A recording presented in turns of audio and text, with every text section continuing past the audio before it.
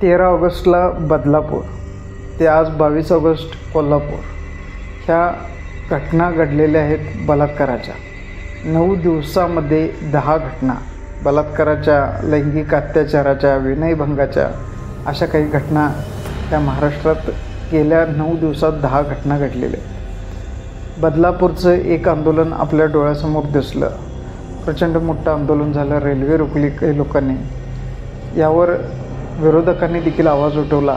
तर सत्ताधाऱ्यांनी हा इतका निर्लज्जपणा केला की हे आंदोलन हे स्टंट आहे किंवा लाडकी बहीण योजनेला दुखवायचं म्हणून चालू आहे, अशा पद्धतीचं घृणास्पद वक्तव्य ज्याची कीव करावीशी वाटते असं वक्तव्य ह्या सत्ताधाऱ्यांनी केलं. काहीजण म्हणतात की बलात्काराचं राजकारण कर, बलात्काराचं किंवा अशा घाणेरड्या घटनांचं, विकृत घटनांचं राजकारण करायचं नाही, कायदा सुव्यवस्था बिघडली ह्याचं राजकारण करायचं नाही, तर शेणामताचं राजकारण करायचं आहे काय, कशाचं राजकारण करायचं नेमकं. मुळात ह्या घटना काही नव्या नाही आहेत, जुन्याच आहेत. 2011-12च्या दरम्यान दिल्लीतलं निर्भया कांड आपण सर्वांनी बघितलेलं आहे. त्या काळात आज जे सत्ताधारी आहेत हे विरोधी बाकावर होते. काय आणि किती उग्र स्वरूपाचं आंदोलन होतं हे सर्वांना माहिती आहे.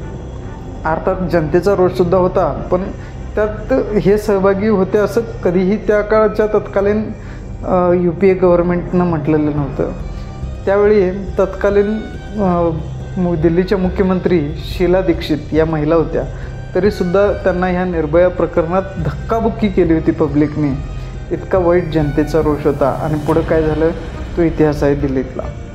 ह्या सर्व घटना बघितल्या तर महाराष्ट्रातले सत्ताधारी म्हणतात की ह्याचं राजकारण होते. आमच्या लाडक्या बहीण योजनेवरती हे टीका करायचं किंवा त्या लाडक्या बहीण योजनेला काउंटर करायचं म्हणून हे आंदोलन उभारलेलं आहे. इतका कोडगेपणा कसा असू शकतो.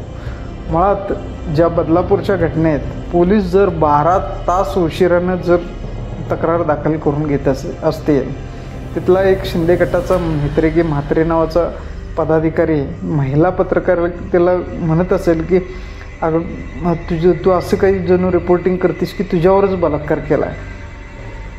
ह्याचा अर्थ साधा सरळ असा आहे की हे लोक सगळीच चव सोडलेली आहेत, सगळी लाज सोडलेली आहे आणि ह्यांना मुळात हे राजकारण करत आहेत की ह्या घटनेचं राजकारण हे लोक करत आहेत.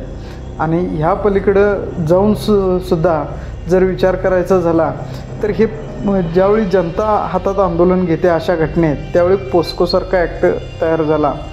निर्भया बलात्कार प्रकरण जे दिल्लीत झालं त्या हत्याकांडानंतर किंवा त्या बलात्कार कांडानंतर पोस्को हा कायदा आला. त्यातून अनेकांना शिक्षा झाली. पण सगळ्यात महत्त्वाचं ह्या बलात्काराच्या घटनेत किंवा कुठल्याही इतर गुन्ह्यात सगळ्यात महत्त्वाचा रोल जर कोणाचा असेल तर तो पोलिसांचा आहे. गृह खात्याअंतर्गत हे पोलीस खातं येतं. हे पोलीस खातं इतकं कोडगं असू शकतं की एका 4 वर्षे वयवर्ष ज्या चिमुरड्यांचं आहे त्या बलात्कार पीडितांच्या आईवडिलांना हे 12 तास ताटकळत ठेवतात आणि त्यानंतर त्यांची तक्रार दाखल करून घेतली जाते. ह्या इतक्या वेळेत काही त्याचे जर वैद्यकीय तपासणी असतील किंवा इतर काही गोष्टी असतील त्या काहीही होऊ शकतात. पुण्यातली आपल्याला घटना मागच्या काही दिवसातली पोर्शे कार अपघात प्रकरण आपल्याला माहीत असेल. त्यामध्ये रक्त देखील बदलण्याचं काम केलं होतं. ह्यावर काय होतं की पोलिसांचं निलंबन होतं.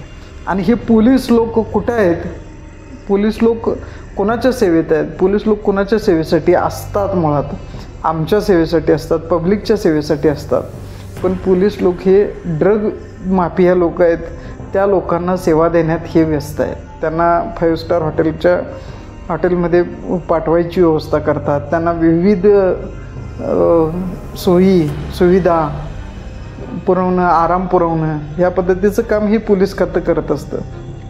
ड्रग माफियांना सरकारी हॉस्पिटलमध्ये मेडिकल ग्राउंडवरती ॲडमिट करून त्याला 6-6 महिने हरण्याचं ऑपरेशन केलं असं दाखवून त्याची सरबराही केली जाते. त्याला राजेशाही थाटात ठेवलं जातं. आणि त्याचवेळी एका बलात्कार पीडितेच्या हातबल आईबापांना 12 तास वाट बघावं लागतं. हे किमान 12 तासानंतर तक्रार दाखल करून घेतली हे देखील नशीब म्हणावं लागेल.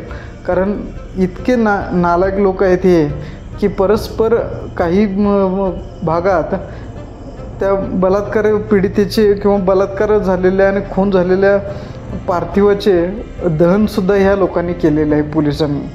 अशा पद्धतीचं हे वातावरण आहे. आता ही तक्रार दाखल झाली म्हणून आपल्याला कळालं ते त्या खरोखर त्या आईवडील जे बलात्कार पीडितांचे असतील ते त्यांचं धाडस आहे आणि त्यांनी हे पुढं होऊन केलं हे देखील महत्त्वाचं आहे. आणि ह्याला जर स्टंट किंवा लाडकी बहीण योजनेला जर ही लोक म्हणत असतील की काउंटर करतायत तर ह्यांच्या इतकं निर्लज्ज सरकार कुठं नाही आहे. आणखी एक वर्ग आपल्याला बघायला मिळतो तो म्हणतो की तुम्ही राजकारण बलात्कार कायदे बदलले पाहिजेत किंवा कायदे आहेत हे थेट फासावर चढवलं पाहिजे, मुंडकं ठेचलं पाहिजे, पब्लिकमध्ये घेऊन मारलं पाहिजे. हा वर्ग कायमच आहे. परंतु मुळात कायदे हे फार कठोर आहेत, वाईट आहेत. पण कठोर आहेत. बलात्कार जो कोणी करतो त्याला शिक्षा देण्यासाठी, त्याला यातना देण्यासाठी सक्षम कायदे आहेत. परंतु ह्यांची अंमलबजावणी होण्यासाठी सर्वात महत्त्वाचा रोल जर कोणाचा असतो तर तो पोलिसाचा असतो. आणि पोलिसांचा रोल सगळीकडे संशयास्पद आहे.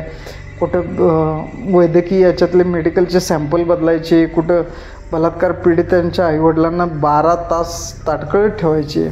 मग आता गृह खात्याविरोधात आंदोलन होणार नाही किंवा ह्या सरकारविरोधात आंदोलन होणार नाही आणि ह्याचं राजकारण होणार नाही तर नेमकं राजकारण करायचं कशाचं हेच कळत नाही.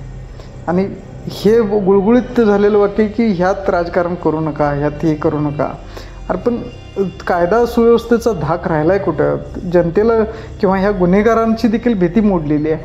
हा गुन्हेगाराला माहिती व्हायला लागलं की बाबा आपला गृहमंत्री हा पक्ष फोडण्यात व्यस्त आहे, वेषांतर करून कोणाच्या भेटीगाठी घेण्यात व्यस्त आहे, विरोधकांच्या मागं ED, CBI, CID आणखी काय काय असतील ते लावण्यात व्यस्त आहे.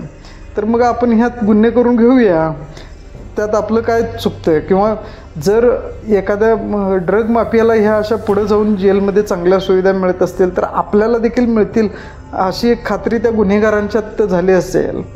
ह्या अशा खात्री झाल्यामुळे असेल किंवा गृहमंत्र्यांच्या नाकर्तेपणामुळे असेल, गृह खात्याच्या पोलिसांच्या ज्या ड्रग माफियाला चांगल्या सुविधा द्यायच्या, गुंडांना व्यवस्थित सरबराईत वागणूक द्यायची, ह्यामुळं गुन्हेगारांचं मनोबल वाढायला लागलेलं आहे.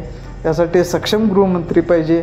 आणखी जर या काळात जर चुकून समजा की ह्या ठिकाणी अनिल देशमुख गृहमंत्री असते आणि फडणवीस विरोधात असते तर फडणवीसांनी काय धिंगाणा घातला असता? कोरोनाच्या काळात मंदिर बंद होते तर ह्यांचा दंगा कसला होता? आणि आता परिस्थिती अशी आहे की इतकं वाईट घृणास्पद घडलेलं आहे तर याला ते लोक म्हणत आहेत, या सरकारमधले सत्ताधारी म्हणतात की हा स्टंट आहे किंवा हे आंदोलक बाहेरचे होते, बाहेरच्या आंदोलकांकडून सरकारविरोधी वातावरण तयार करायचं काम केलं आहे किंवा ह्याचं राजकारण करू नका. अरे बाबांनो, मग राजकारण करायचं तरी नेमकं कशाचं हे देखील तुम्ही सांगा.